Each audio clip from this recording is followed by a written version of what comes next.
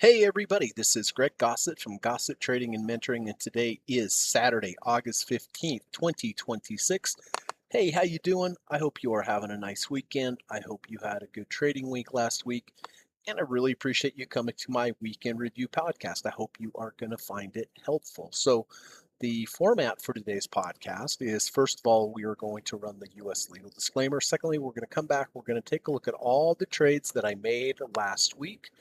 We're going to talk about when I entered the trade, why I entered the trade, what the setup was, what the confluences were, how I position size based upon the current volatility of the market that I was trading, how I am going to place my emergency stop, how I'm going to place my end of bar stop, how I'm going to take partial profits if the market moves in the direction that I would like it to, what it means, and what do I do when it gets to trailing stop level, and then ultimately how do I exit the trade fully. So basically we're going to talk about when I entered the trade, why I entered the trade, and really most importantly, how I am going to manage the trade going forward. Good week, had a decent week, always grateful for that. We'll see what happens next week. But after we take a look at the trades, after that, we're going to talk a little bit about trader psychology, always the most important skill in trading, in my opinion, and I've been trading for over 30 years, is the ability to create a plan, but more importantly, to follow the plan. If you don't follow your plan, it's just not going to do you any good. So it's very, very, very important to follow your plan. It always comes back to trader psychology. Always helpful for me to teach it, and I hope it's helpful for you to hear. And hopefully one day I'll say something that will resonate with you and that will help in improve your trading. And so after that, I have gone down through my watch list last night. I went down through my master watch list one by one, and I have identified some potential trades for the upcoming week that I'm looking at. They're not right there yet. If they were, I probably would have already taken the trade, but they're within striking distance of rejecting some key levels. So in my trading, I look for key levels of rejection, whether those are order blocks, whether those are major moving averages, whether those are RSI levels. I look for double bottom bullish MACD divergences. And ideally, I look for all of those happening at the same time. I look for a rejection of those key levels. That doesn't guarantee that I'm going to have a profitable trade, but at least it shows me that the market got to those levels. There were no more sellers rejected from that area, and then I can set up the trade and structure the trade correctly, giving myself a good risk to reward ratio. It doesn't guarantee whatsoever that they're going to go up, but what I'm structuring is, if I'm right, I can be right in a big way, and if I'm wrong, most likely I'll be wrong in a small way. And as a trader, that's really all we can do. Let the market show us that it's rejected something, giving us a good risk to reward ratio, position sized incorrectly, getting in the trade. If I'm wrong, being wrong quickly, being very impatient with my losers, and then if I'm right, being very patient with my winners, and having a process that can let me get into a trade that can move a large distance from where I entered the trade. So good risk to reward ratio. So that's the format for today. I hope you're going to find it helpful. If you do find it helpful, I really would appreciate it if you could hit the thumbs up button. Just takes a second. It's free, and it lets YouTube know that there's that you like the video and that there's some valuable content here, so they can get out and share it. So, all right. Let's run this U.S. legal disclaimer, get this out of the way, and then we'll come back and we'll take a look at the trades from last week. Thank you. This video or live broadcast, like all instructional materials produced by Gossett Trading and Mentoring LLC, is created and published for informational and educational purposes only. Please carefully read and/or listen to the U.S. government required disclaimer before watching this video or live stream broadcast. The video link and disclaimer text are located in the description section of this video or live broadcast, here and here. Thank you so much.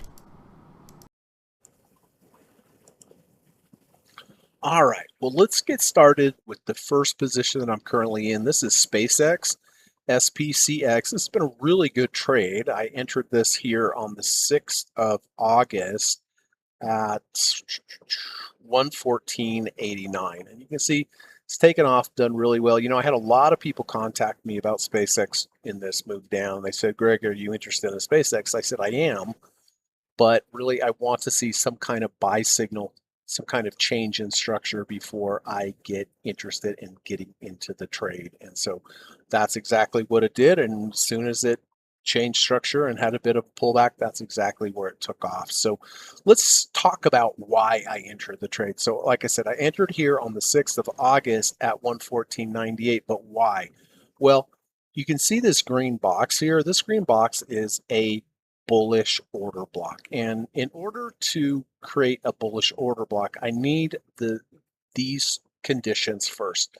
First, I need a swing low. A swing low is simply a low that has a higher low to the left and a higher low to the right. So this here on the 28th of July is a swing low, higher low to the left, higher low to the right.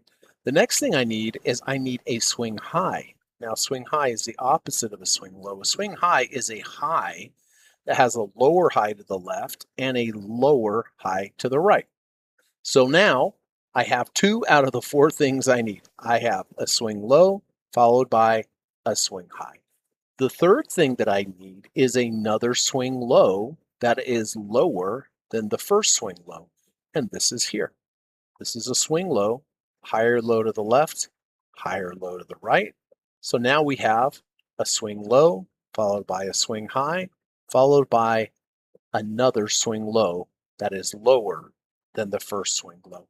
Now, as soon as I have that in place, swing low, swing high, lower swing low, I want to refer back to that first swing high.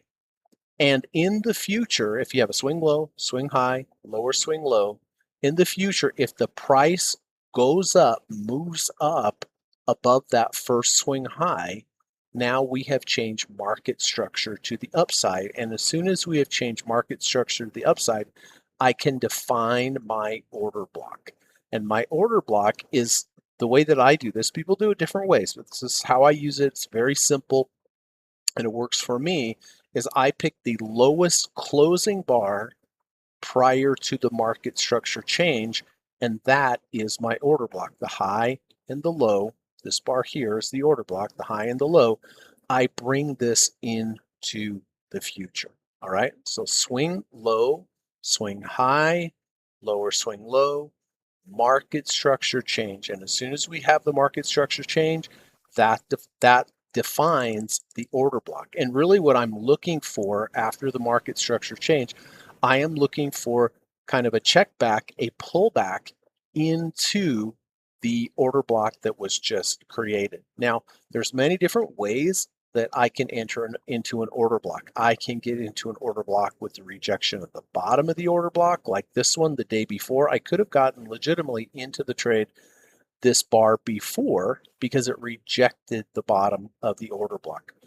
Or you can get in with the rejection of some kind of key moving average inside the order block, or a rejection of the high of the order block. And in this case, that's why I took the trade. So swing low, swing high, lower swing low, market structure change, pull back.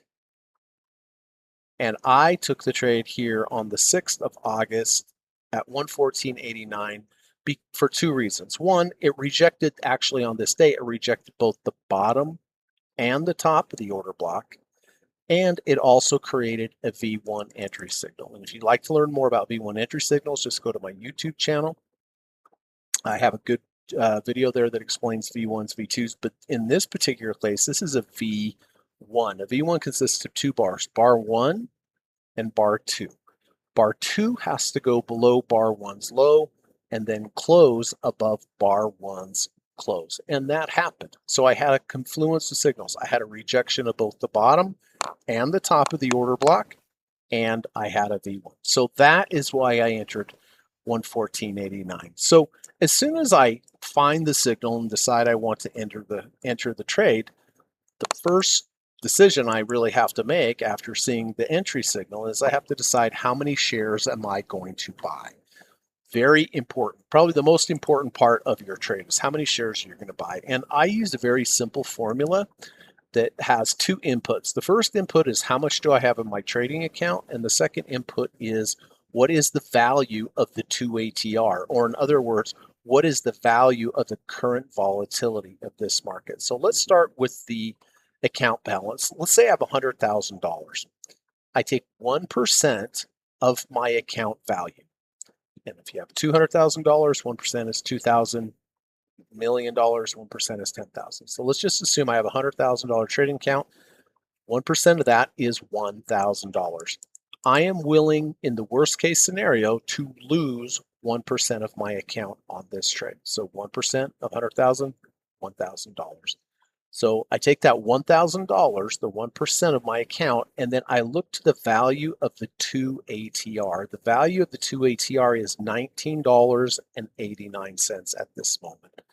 I take my maximum allowed loss divided by whatever the 2ATR value is on the day that I enter it, divided by 19.89.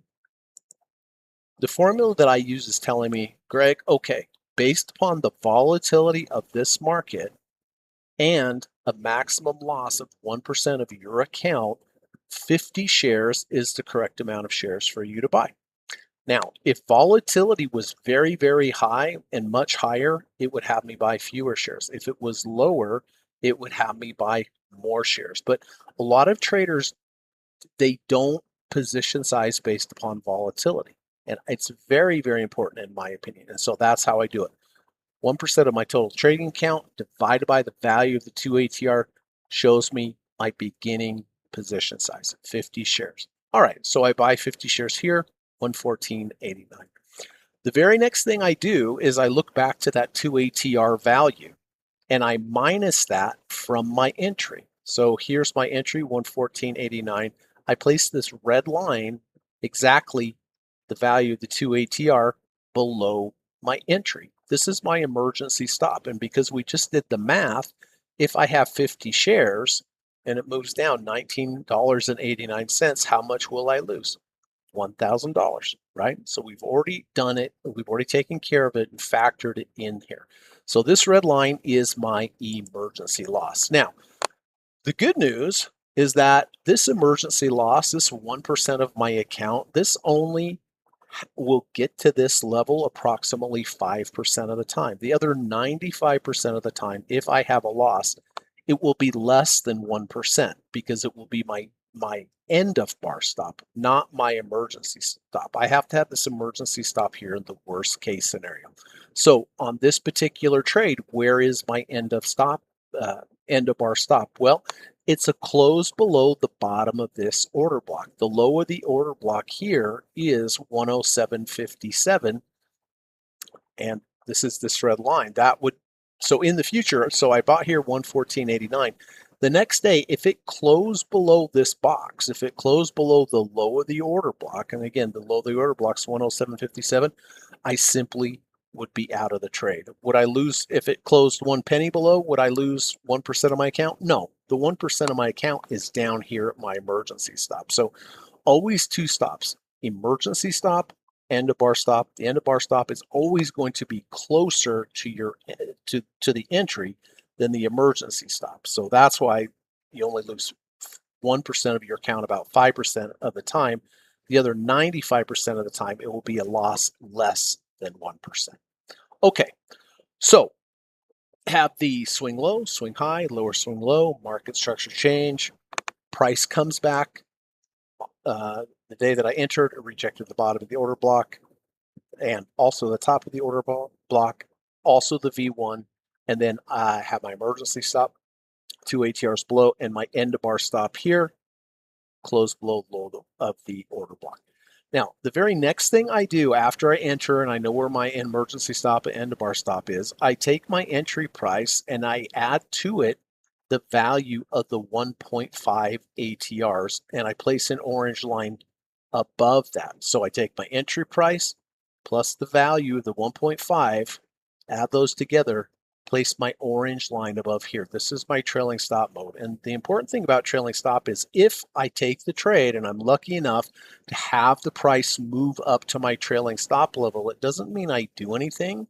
It just means now I'm in trailing stop mode And when I'm in trailing stop mode, if I have a close below a previous bar's low in the future, I will exit half. You've heard about how, if you get into a trade and it moves nicely your way, you want to tighten up the stops. And that is completely true.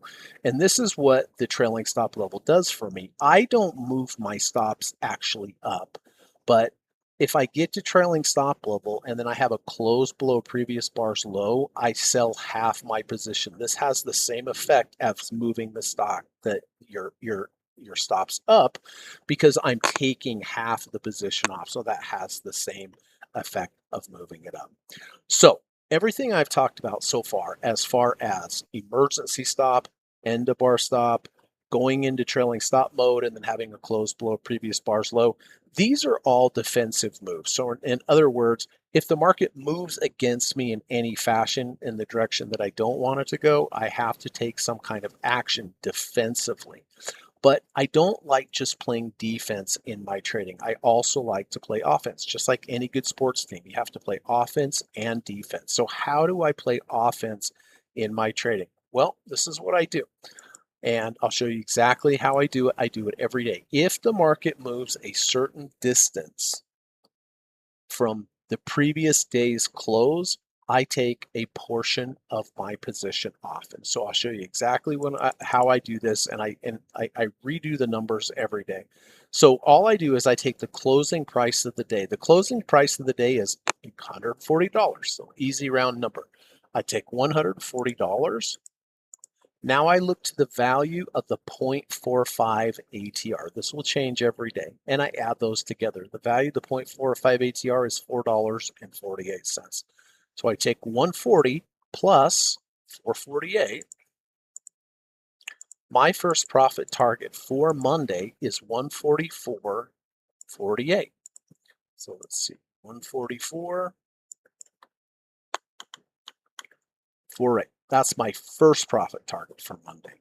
Now I place 3 every day. So the first profit target, closing price, plus the value of the 0.45 ATR, add those together. My first profit target is 144.48. I then take my first profit target, 144.48, and I add it to that again, plus 4.48. My second profit target for Monday is 148.96.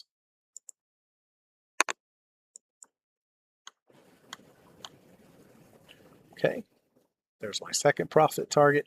And then to finally get my third profit target, I take the second profit target, 148.96, add it again.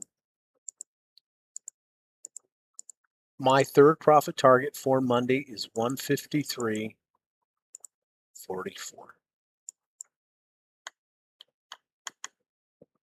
There we go. So I place the 3 profit targets every day. How much do I get out if I hit each profit target? Very simple. I take 10% off at each profit target, 10% of the amount of shares that I went into the day with. So if I go into the day with 40 shares, I would put a profit target for 4 here, 4 at the second, 4 at the third. I have 100 shares, 10, 10, and 10, so forth. Now, if this goes down on Monday, I don't hit any, fine. And then I have to redo the profit targets from that lower level. If I have a decent, SpaceX has a decent day on Monday, goes up a little, maybe I hit 1 profit target. Great. There's a lot of advantages there by taking that off. One, I'm locking in some profit on the trade. And I'm also reducing my position size. And the more I reduce my position size, the less anxiety, stress I have with the trade. And if you have less stress and less anxiety, you're more likely to follow your process, which is ultimately the most important. All right. And then, if and through this trade, I've gotten out of a lot, I've hit a lot of profit targets already. And so also an advantage is if in the future it comes back down, well, I'm glad that I took some profits into those strong moves, and it would help mitigate any loss in the future. So I'm a huge fan of doing this. I've done it for years and years and years. Traders that do this, students of mine that do this, they really like it. It's a nice feeling. You don't take everything off, just a little, but it just makes sense. In sports, you need to play offense and defense. Trading, you certainly need to play defense, but in my opinion, you need to play offense. Okay, So kind of gone over the basics of the trade. Now let's just kind of see how it worked. Just real quick recap: swing low, swing high, lower swing low, market structure change. I'm waiting for a pullback and rejection of the bottom or the top of the order block. Entered here 114.89 with rejection at the bottom of the order block and the top of the order block. I position size based upon my account value, 1% of my account value divided by the 2 ATR. I place my emergency stop 2 ATRs below. If it gets there, I lose 1% of my account, but that's only going to happen 5% of the time. The other 95% of the time, we'll get out with the close below the end of bar stop. But end of bar stop is 107.57. I place my trailing stop level 1.5 ATRs above, and away we go. The next day, boom. Big day up. I hit multiple profit targets, obviously. So right away, I'm starting to sell into this strength. And I got to trailing stop level on the very same day. Now, doesn't mean I do anything. It just means now in the future, if I have a close below a previous bar's low, I'm going to get out of half. Next day, moved up again, hit another profit target. Next day, down a little, no profit targets. The next day, I did hit multiple profit targets into the big, strong move up. And then the last couple days, we've come down and we've come down. Now, I am in trailing stop mode. I thought today for sure that we were going to have a close below a previous bar's low, but we didn't. You can see that the low of Thursday was 139.76, and today it closed at 140. So it did not close below previous bar's low. Had it, I would have taken half of the remaining shares that I have off. But this particular trade doing really well, obviously, and it is up 18.18% in just over a little bit over a week. So it's been a really good trade. Waited for that structure change, pullback, and it took right off. So really nice trade on SPCX. IBM, all right. So IBM, I entered a little different strategy. I entered this here on the 23rd of July at 206.65. So why did I enter here? I entered here. There was a dividend here, $1.69. So it moved this price up a little bit. So got that $1.69 dividend, but this actually was a little bit lower, but the dividend moved this around. So that's why this looks a little different. But nonetheless, I got in this trade for two reasons. The primary entry signal was a deep dip buy. Most of my trades involve an order block, but this one did not involve an order block. This just involved a deep dip buy. A deep dip buy is when you reject the 300-day moving average, the 250-day moving average, the 200-day moving average, or the 30 RSI.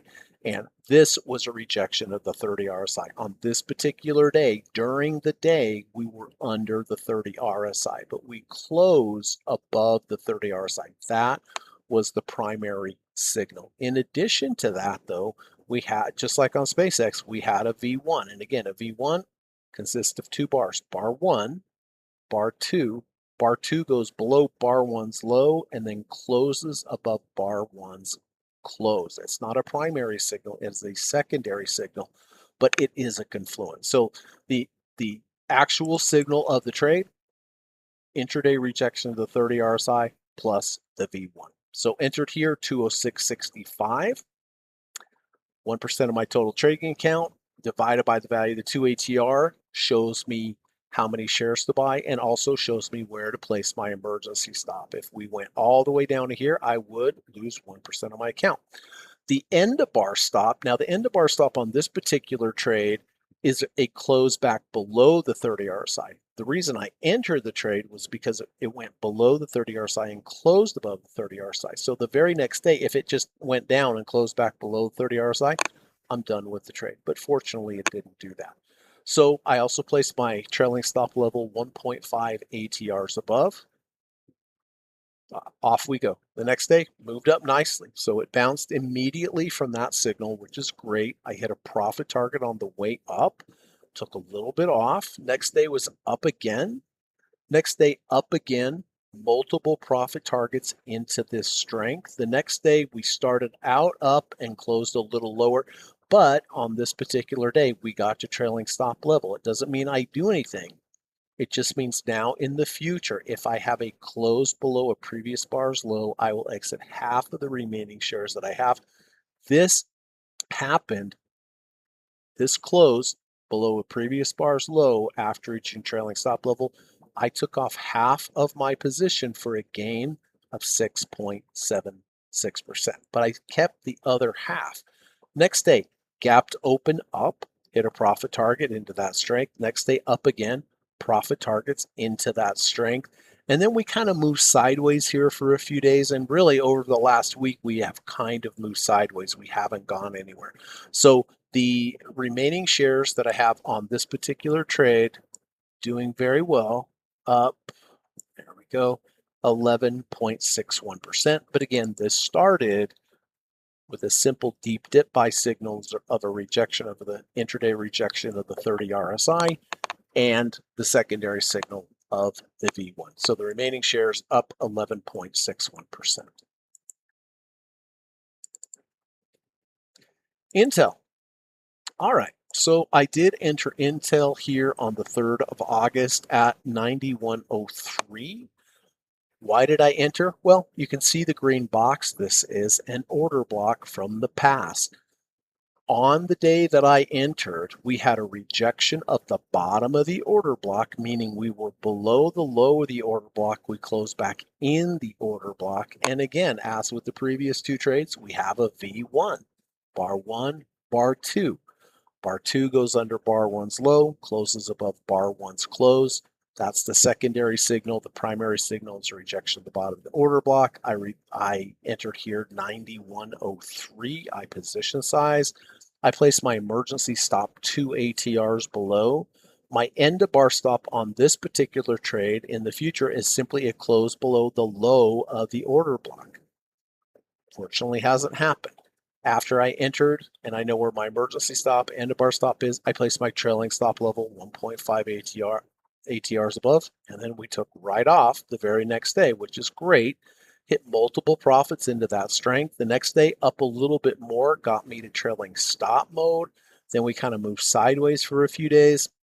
And then here on the 10th of August, we had our first close below a previous bar's low. I exited half of the remaining shares that I had for a gain of 6.64%. Next day, kind of break even. Next day, we moved up again, hit a profit target. The next day, moved up again, hit a profit target into that strength. And the remaining shares that I have on this particular trade up 11.24%. So really good trade here on Intel, but it started with the rejection of the bottom of the order block and a good risk to reward ratio. You can see the bottom of that order block is quite close to my entry. And so I didn't know it was going to do this, but I structured the trade so that if I was wrong, I could be wrong small. But if I'm right, of course, I have a lot of upside potential, which is exactly what happened. So the remaining shares up 11.24%.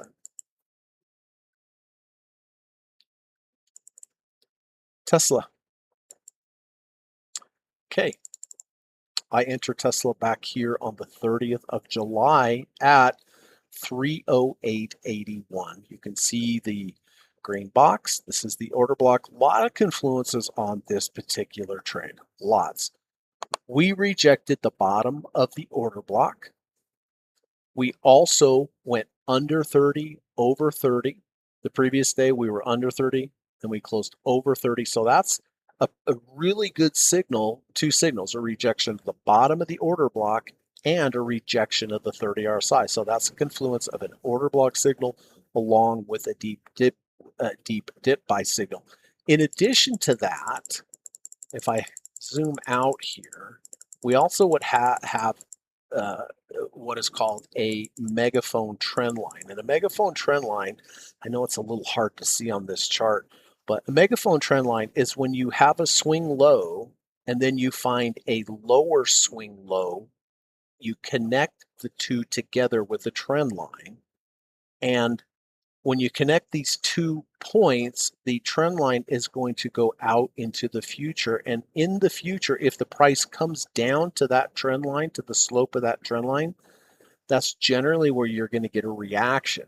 And so it's 3 points. The first swing low is the first point. The second swing low is the second point. You connect those two together and you're waiting to get to the third point. And so that's exactly what happened. And so on the day that I entered the trade, do you see how the previous day we closed below and then we closed above? So the market did react to that third touch on the trend line.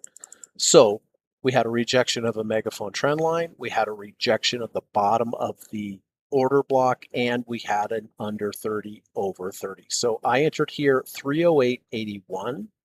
I position size. I placed my emergency stop 2 ATRs below as always. I placed my trailing stop level 1.5 ATRs above as always. Next day was up a little bit, but not enough for a profit target. Next day had a big move up, hit multiple signals, hit multiple profit targets into that strength. Next day up a little. Then we had a bit of a pullback. Then here on the 7th, we had a move up where I sold partial profit into that strength. We moved up. And then here on the 11th, we finally got to trailing stop mode. It doesn't mean I do anything. It just means now in the future, if I have a close below previous bar's low, I'm going to get out of half. It's exactly what happened here on the 12th of August. We had our first close below a previous bar's low after reaching trailing stop level. So here on the 12th, I exited half of the position for a gain of 5.59%, but I kept the other half. Here on the 13th, we had a big move up where I did hit a profit target into that strength, playing the offense. And then on Friday, again, we hit a profit target right there at the top before it reversed. So the remaining shares that I have on this particular trade are up 9.84%. But it's a good example of being patient and waiting for a very good confluence of signal. And again, the confluence, 3 confluences: rejection of the bottom of the order block, a rejection of the 30 RSI, and a rejection of the megaphone trend line. But it did turn out pretty well. So still have the remaining shares here. And Monday, if it continues up, I will continue to take profit targets. If it heads down, well, if it heads all the way down and closes below the low of the order block, I would be out of the trade. But I've already exited half and taking advantage of selling into the strength. So the remaining shares, they're up 9.84%. CCL. All right, CCL I got into here on the 12th of August. I entered here at 27.67. So this is an example of a half order block. The order blocks that I've shown you before were full order blocks. That's when you have a swing low, you have a swing high, and then you have a lower swing low, and then a market structure change. A half order block is when you have simply a swing high followed by a swing low, and then you take out that swing high.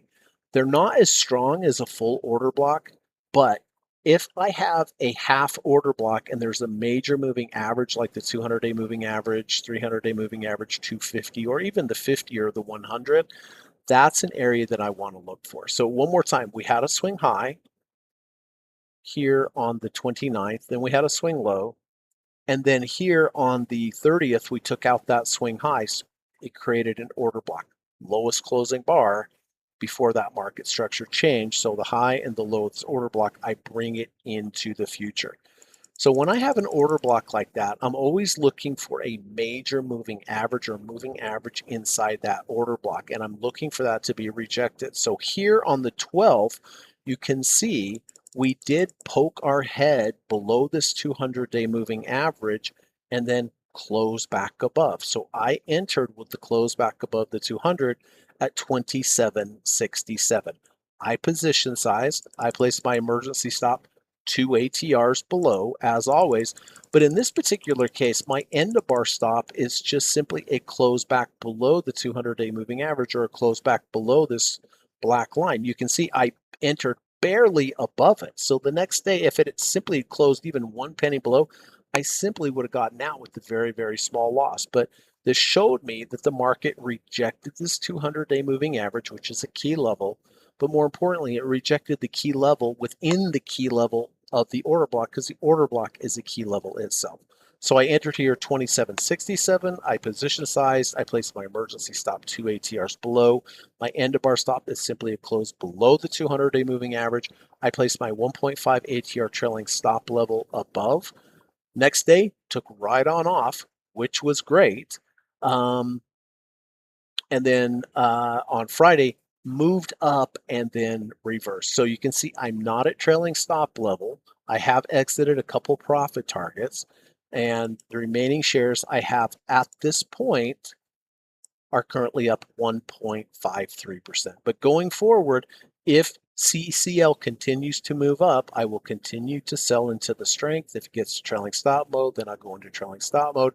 If it heads down and closes below this 200-day moving average on Monday, for example, I'm out of the trade, right? So the remaining shares on this up 1.53%. MO. All right, MO is Altria. You can see MO has sold off significantly, but I did enter MO here on the 13th of August at 65.10. Why? We have an order block from the past.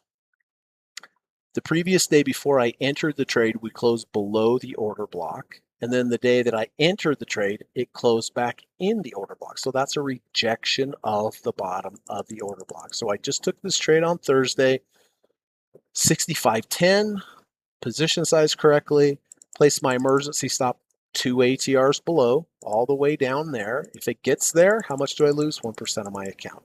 My end of bar stop is simply a close below the low of the order block. Place my trailing stop level 1.5 ATRs above. And today we moved up. Not enough for a profit target, but we did move up. And so this particular trade is just getting started. And the remaining shares that the shares that I have left on this particular trade, what does that say? Yeah, up 0.93%. So going forward, if this continues up, I will continue to take partial profits if the market gives them to me. If we get into trailing stop mode, now I'm in trailing stop mode. Sell half if I have a close below previous bar's low after reaching trailing stop mode. If on Monday this comes down and closes below the order block, I'm simply out of the trade. But so far, so good. On the first day, up 0.93%. And then today, I entered TLT, which are bonds.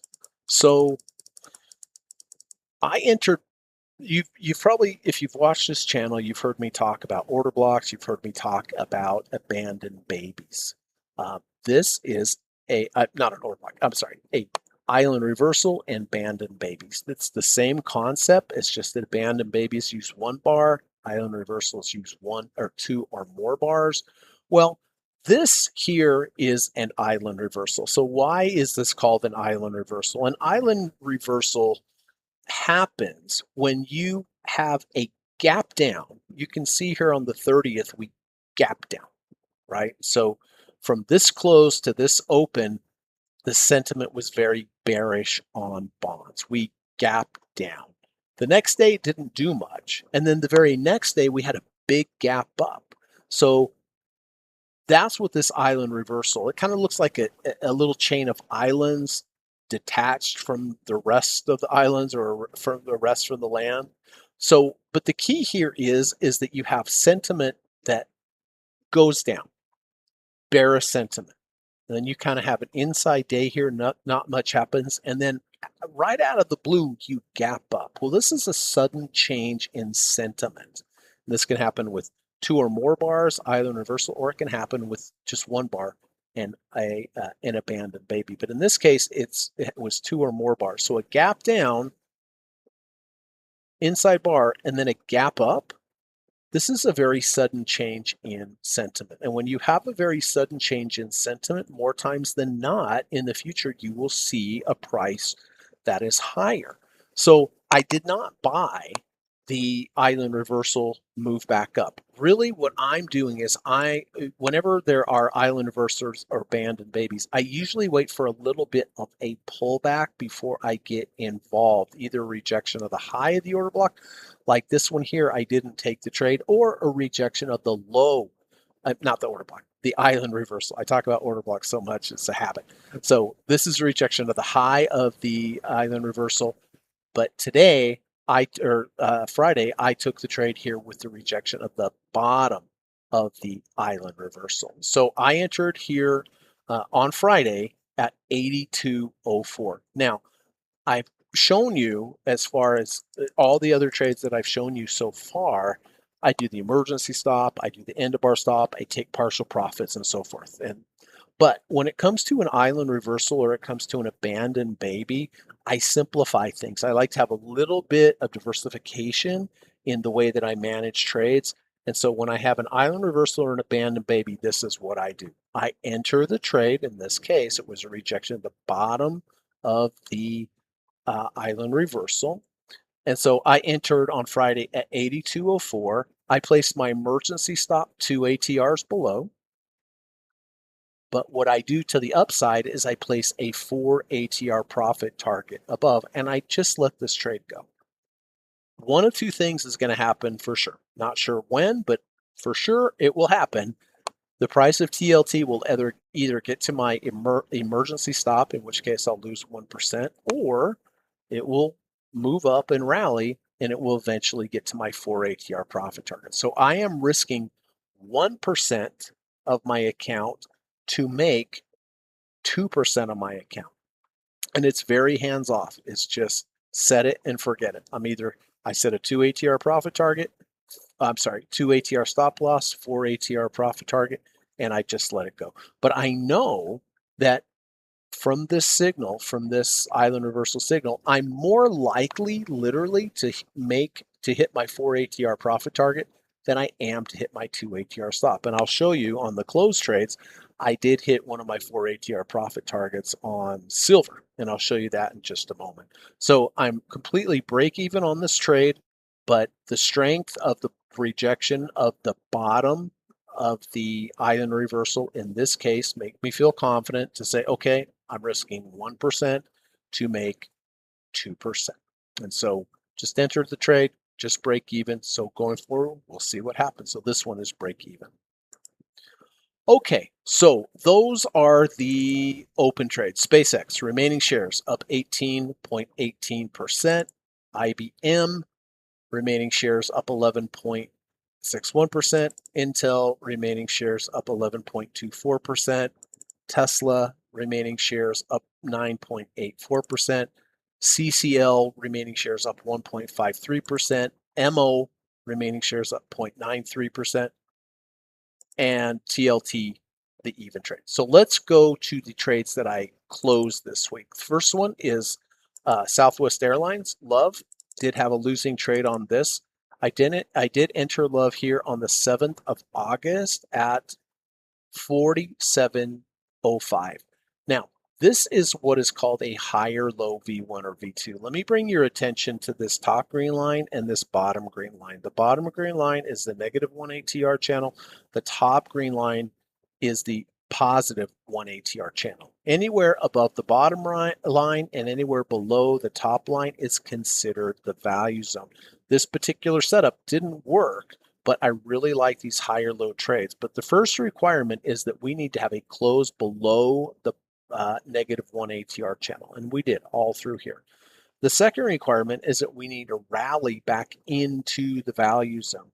After the rally, we need a pullback and then a reversal with the V1 or a V2. I've shown you V1s a little bit earlier in the podcast. This is a V1, bar 1, bar 2. Bar 2 goes under bar 1's low, closes above bar 1's close. That was my entry signal. Close below the value zone, go into the value zone, pull back, create a V1 or a V2. The reason it's called a higher low V1, V2 is this low here that was created on the V1 is higher than these previous lows here. So I entered here 47.05, placed my emergency stop 2 ATRs below. Now, on a higher low V1 or V2, the end of bar stop is simply a close below halfway of the washout bar of the V1. So bar 1, bar 2 goes under bar 1's low, or in other words, washes out bar 1's low, closes above. My stop is simply a close below halfway of that number 2 bar. Normally, that's going to be an area of support. This one did not work at all. The next day, boom, down, clearly closed below my stop. Didn't get to my trailing stop, or didn't get to my emergency stop, but it was a pretty big down bar. So this was a losing trade. I had to get out of the trade for a loss of 4.7%. And as soon as I got out, it kind of recovered and then was down again today. But that's how it goes. This one just didn't work. Loss of 4.7% on Southwest Airlines. And then here on silver, I was just telling you on bonds about the abandoned babies or the island reversals and the 2 ATR stop and the 4 ATR profit target. Okay, so I got into silver here on the 20th of July at $50.82. Why? This was an abandoned baby. The one I showed you before was an island reversal, but it's the same concept. Here, I highlighted the abandoned baby on the 17th. Why is this an abandoned baby? Because the previous day, we gapped down from the close to the open. We gapped down, bearish sentiment. However, the very next day, we gapped up. That's the key. The bearish sentiment immediately followed by the bullish sentiment. So I did enter here $50.82. I position size, placed a 2 ATR stop below. If I hit this, in which case I lose 1% on my account. But because this is an island reversal or an abandoned baby, I put a 2 ATR stop and a 4 ATR profit target. And I just let it run. Eventually, one of the two are going to hit. But I'm risking 1% of my account to make 2% of my account. But I know at certain levels here with the abandoned babies, the island reversals, really, I'm more likely than not 100% clearly, but I'm more likely than not to make 2% than I am to lose 1%. And that's what happened. So no other management in this trade other than 2 ATR stop, 4 ATR profit target, just let it go. It started off great right away. We had a bit of a pullback and then we just had this big leg up. And then here on the 10th of August, I did hit my 4 ATR profit target and I was out of the trade. So I closed out the trade for a gain of 13.93%. So very similar to the trade that I just took on TLT. Hope TLT works out this way. Not sure. So on the closed trades, LUV, I did have a loss of 4.7%, but on SLV, did have a gain of 13.93%. So it was a very good week this week. Very grateful for that. Doesn't always happen. Looks easy. It's not, but sometimes you have really good weeks. So definitely grateful for that. So if you have any questions about these trades, please put your question in the comment section. I'll do my best to get back with you and answer any questions. But anyway, I hope you found that helpful to kind of get an idea of why I entered the trade and how I manage them. So before we take a look at the possible trades for next week, let's talk a little bit about trader psychology. This is from my friend Steve Burns. I studied with Steve Burns for over a year, learned a lot from Steve, always grateful. And you can follow Steve at S. Joseph Burns over on Twitter, X. But I saw this post that he made today, and I said, oh, that would work really well for today's podcast. So Steve says there are 3 things that work together to determine a trader's destiny. 1, your win rate, your percentage of winning trades. This is your hit rate. You can get a 50% win rate just with randomness, right? So how often are you going to have a winning trade? The number 2 is your risk to reward ratio, how big your average win is versus your average loss. This is your ratio power.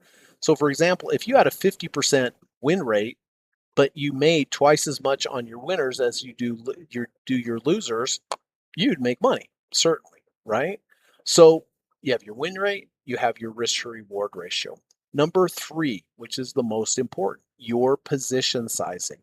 This determines if you survive a losing streak and how much you optimize your best trades for profits. Position sizing determines your destiny regardless of your win rate or your risk to reward. So the point here is that even if you have a really good win rate and you have a high risk to reward ratio, if you position size incorrectly, you can still lose money. So that's why I said at the beginning of the podcast, really the most important decision you can make in trading is your position sizing. You can have the best setup in the world, but if you put on too large of a position and it goes against you, your risk of ruin goes way, way up. And the only way to stay in trading, everybody, is to keep enough money to keep trading, enough to fight another day. So, I told you earlier, the most important thing you can do is position size correctly. So the formula that I use, 1% of your account divided by the value of the 2 ATR, that's a lifesaver, right? Yes, if you're wrong, you can lose 1% of your account, but you're not going to lose your whole account. And that's only going to happen about 5% of the time if you start with a good setup, right? So put some thought into your position sizing. And the nice thing about the formula that I use is that it's taking position sizing into account of 1% of your account plus the volatility of the market. Because if the market is twice as volatile today as it was yesterday, and you're always trading 100 shares, if the market becomes twice as volatile, it's really like you're trading 200 shares. If you position size correctly, if volatility doubles, you should drop your position size from 100 down to 50 to keep it all level. So anyway, this was a good example that you can have a high win rate, you can have a great risk to reward ratio, but if you position size too high, you can still lose your money. And so put some time and some thought into position sizing correctly. And the formula that I use, it's very simple, but it takes all those things into account. So thanks, Steve. Appreciate it. And like I said, you can follow Steve over at S. Joseph Burns over on Twitter. All right. So let's get to the potential trades for next week. So I have 7. I went through my watch list last night. I have 7 of them that I'm going to share with you. Again, they're not where they need to be, but they are coming into some kind of key levels of support.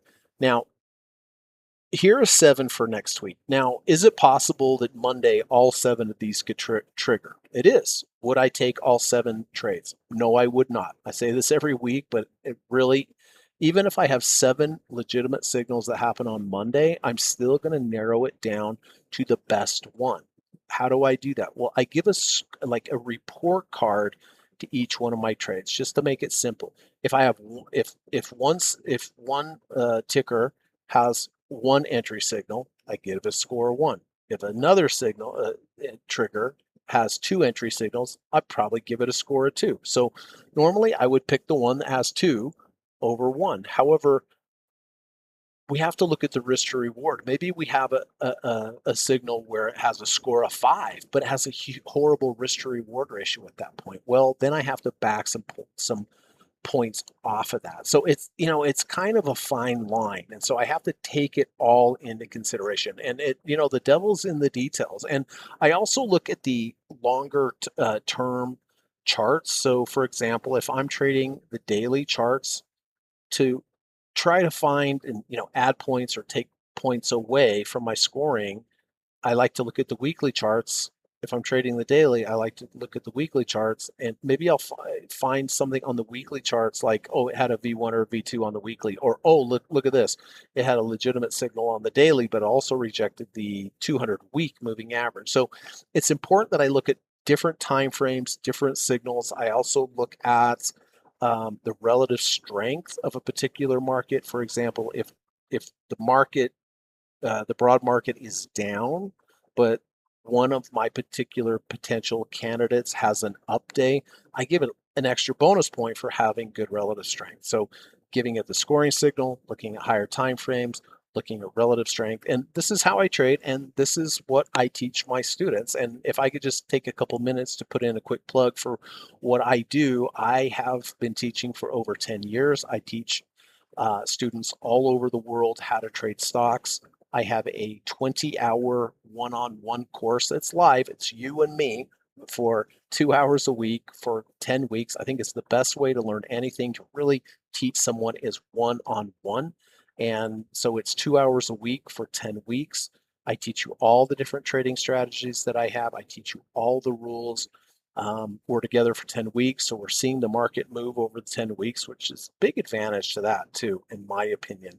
But we do a lot of simulation trade. I throw a lot of curveballs at you to make sure, because it's really important for me to know that my students um, understand what I've taught them. And I really want them to succeed, right? Super important to me. That's why I got into teaching. So if you are interested in taking this one-on-one course with me, I'd love to have you as a student. I'll teach you everything that I know.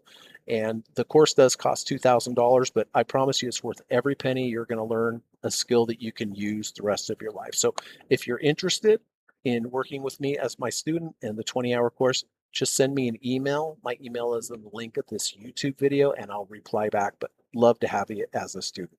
I do quickly have one other alternative from the 20-hour course, and that is I have a video course available at udemy.com. Really good course. It's 9.5 hours of video, and in that 9.5 hours, I teach you the deep dip buy stock trading strategy. And in the previous trades that I showed you this week, I use that quite a bit. And that's very affordable. I think that's somewhere between $30 and $50, but I've sold so many of those around the world, have such a high, I think 4.85 stars out of 5 on that. And the link, if you're interested in that video course, the link is in the description. So either the 20-hour one-on-one course with me or the Udemy online video course, 2 really good resources for you if you want to improve your trading. So thank you for letting me put in my plug, and let's turn to the potential signals for next week. Okay, so Apple's had a bit of a pullback here. You can see in the green box here, this is an order block. So this is an order block from the past. Why is it an order block? Well, we have a swing low, we have a swing high, we have a lower swing low, we have a market structure change. And we define the order block, the lowest closing bar prior to market structure change, and we bring that into the future. Now, I love when there's major moving averages inside order blocks. Remember, key level within key level. So this 200-day moving average here would be a really good setup, really good risk to reward setup, high probability trade. The thing is that we are not quite there yet.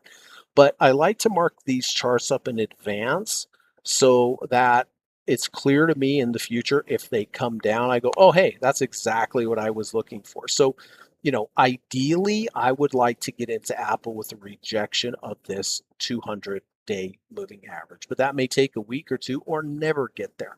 But just so you know, the 200-day moving average is at 279.99 at the moment. So, if Apple has a big drop next week, rejects that 200-day moving average inside that order block, I would certainly consider taking that trade. If it recovers and closes back above, my stop would be a close back below the 200.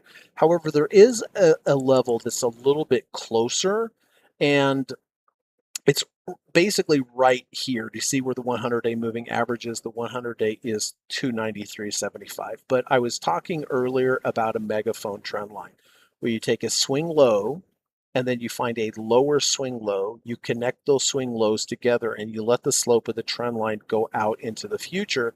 And in the future, if you have a third touch of that trend line, a lot of times the market will react to that. Well, that's pretty close. That is down here at about 295.45. And you can see the 100-day moving average, the red line, is kind of right there. So kind of in this area, right? It's going to depend on what day it does it, what the actual price level is, but kind of in this area between like 297.50 down to 293.53. This would be kind of an interesting area for me. But this trend line moves each day, so I can't give you an exact, but that's what I like about the 100-day moving average, the red line, because that will be exact. But who knows if these two are going to kind of dovetail together at some point, but it's something that I'm watching. But, if we reject this megaphone trend line, depending on what day it happens, I would certainly consider getting long there, and then my stop would either be a close back below that trend line or even just close back below the 100-day moving average. So this one's a little open-ended here with the trend line and this moving average because it's not well defined at the moment. I mean, my radar, my experience tells me this is going to be a key area, but I just have to watch and see what it is. So I can't give exact numbers. But the 200-day moving average, that's a lot more objective, and who knows? So we'll see either a rejection of the 200-day moving average in the order block, or alternatively a rejection of the 100-day moving average, and or a rejection of this megaphone trend line here. That's what I'm looking for on Apple. Berkshire Hathaway. All right, well, Berkshire really screamed up a couple of weeks ago, just straight up, and now we're coming straight back down.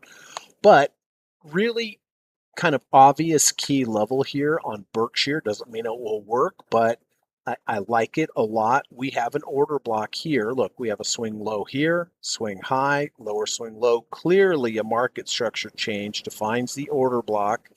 Lowest closing bar before market structure change, and what's living inside that order block? Well, two key levels, the 200-day moving average, which at the moment is 491.65, and the 300-day moving average, which is at 490.08. Two important key moving averages by themselves, but the more important thing is that these two moving averages are inside the order block. Remember, key level within key level. So really what I'm looking for on Berkshire is a rejection of the 200-day moving average.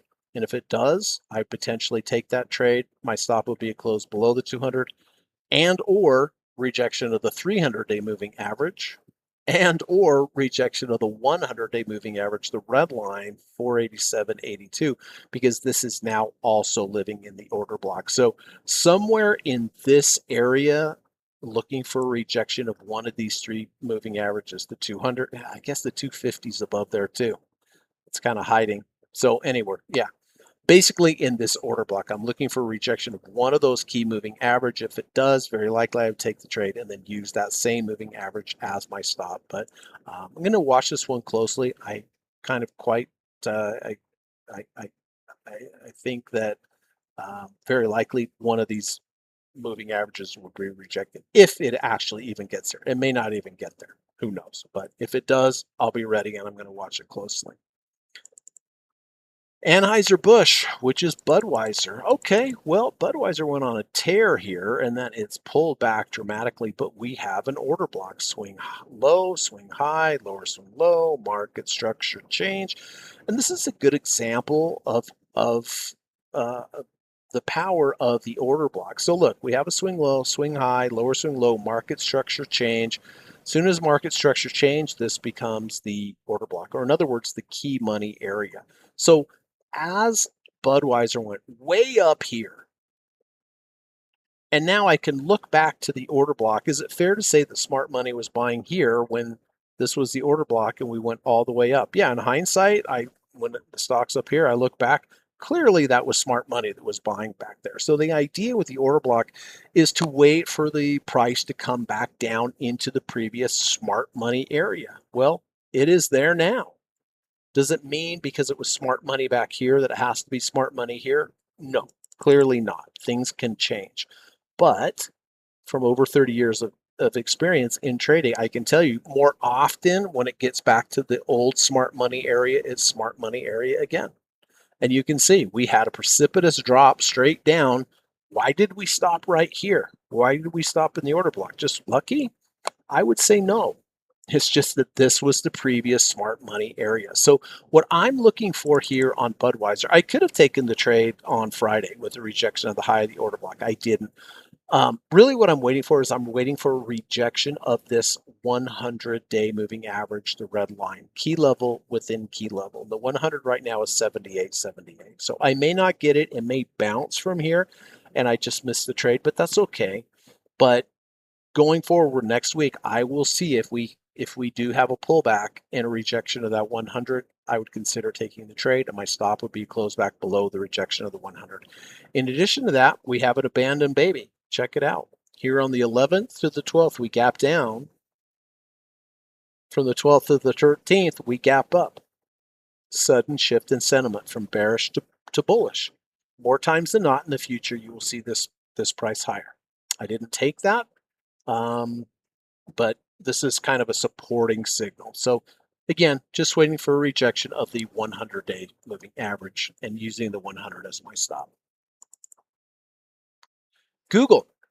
Okay, well, Google had this massive rip up and now this pullback. We have a half order block here on this 30th of July. So I highlighted that half order block, brought it into the future. What's living inside of the order block? 200-day moving average. Perfect. Key level within key level. So what I'm looking for next week, I don't know if Google will get there, but if it does, a rejection of the 200-day moving inside that order block would be a high probability setup with a good risk to reward ratio. If it rejects the 200, I would definitely consider taking the trade. My end of bar stop would be a close below the 200. Johnson & Johnson. Okay, we have an order block here. Swing low, swing high, lower swing low. Market structure change defines the smart money area, bring the smart money area into the future. I'm looking for a rejection of the 50-day moving average. This is the gray line within the order block. So I don't know if J&J will get down there, but if it does and it rejects the key level within the key level, the first key level being the 50-day moving average, I would consider entering there. My stop, close back below the 50. Southwest Airlines. All right, so I took Southwest Airlines on that higher low V1. Obviously, I got stopped out, took a loss of 4.7%. However, there are some key levels below here if Southwest Airlines keeps going down. This first level didn't work for me. I took the loss. But, that's really a normal part of trading. If one key level doesn't work and breaks back and breaks below it, doesn't mean I give up on that particular stock. I just look lower for another key level. Well, there's one down here. It could get there. But see the 200-day moving average, it's just right there, just slightly above the order block. That's fine. That makes sense to me. So the 200-day moving average on Southwest Airlines is 42.8. Currently, we're at 44.26. Could it get there? It certainly could. So just to make things simple, took a loss on that first trade. That level didn't work, but now I'm looking for rejection next week, sometime next week, of the 200-day moving average, 42.18. If it does reject that 200, that will be my end-of-day stop, and I'll get out with a close below the 200-day moving average. And then last but not least is UNG. All right, so I had speaking of abandoned babies, I had, let's see, where did I take the trade? Yeah, I took the trade here. There was an abandoned baby from the past, entered here, 2 ATR stop, 4 ATR profit target, and this one did hit the 4 ATR profit target right there at the top. Well, since then, natural gas has come down significantly, but it's basically the same setup. Here on the 6th, abandoned baby was created. Well, actually on the 7th, we had a gap down followed by a gap up. That makes this an abandoned baby. We also had an order block, swing low, swing high, lower swing low, market structure change. So we have a bullish abandoned baby and a bullish order block here. Now, if you have an abandoned baby, you can enter with the rejection of the high of the abandoned baby or the low of the abandoned baby. Well, we have the high of the abandoned baby here is at 973. We're at 992. So certainly next week, UNG could reject the high of that abandoned baby at 973. If it does that, I will consider taking the trade. And because this is an abandoned baby, I will put a 2 ATR stop and a 4 ATR profit target, just like I did on the previous UNG trade. So these are the 7 that I'm looking at next week. If you have any questions about any of them, feel free to put them in the comment section. I'll do my best to get back to you. I hope you found this podcast helpful. If you did, I appreciate if you could hit the thumbs up button. I always like to leave off with, we could really this world could become a better place if we all just went out and, did one nice thing for another human being each day. Really, if everybody in the world did that, man, the world would be a different place. So I have this small little platform, but I always like to leave off with, if you have the chance, if you have the opportunity to do one nice thing for another human being each day, do it. It's good for you. It'll make you feel good. The person that you're doing something for, they'll appreciate it or make them feel good. It's a win-win situation. So, if you have the opportunity, just do something nice. And I'm also a big animal lover. I was raised with animals my whole life. If you have the opportunity to do an act of kindness for an animal that comes across your path, do it. They appreciate acts of kindness just like humans. They're going to appreciate it. It's going to make you feel good. So why not do it, right? It would just make the world a better place. So I really appreciate you being here. If you made it all the way through, appreciate that. I have 2 playoff games tomorrow, baseball games. So I'm excited for that. We have a doubleheader. If we lose both games, we're done for the season. If we do win at least one, we play next weekend. So I'm hoping for that, hoping to get a hit, hoping to play well. But enjoy the rest of your weekend, everybody. I hope you found it helpful. And I always, just leave off with get yourself a trading plan and more importantly, follow that trading plan. So thanks a lot, everybody. Enjoy the rest of your weekend, and God willing, I will see you next week. Thanks a lot. Take care. Bye-bye. U.S. government required disclaimer. Stock, options, futures, and forex trading is not appropriate for everyone. While there is a potential for large rewards, there is also a substantial risk of loss associated with trading. The material in this video or live broadcast is not geared towards any particular individual or to any particular financial situation and is not intended to meet the particular investment objectives of any viewer. This video or live broadcast, like all instructional materials produced by Gossett Trading and Mentoring LLC, is created and published for informational and educational purposes only.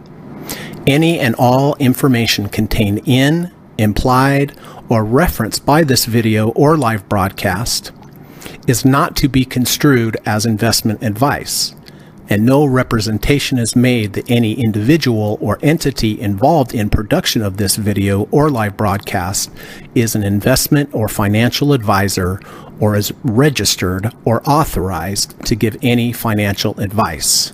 We are publishers and educators only.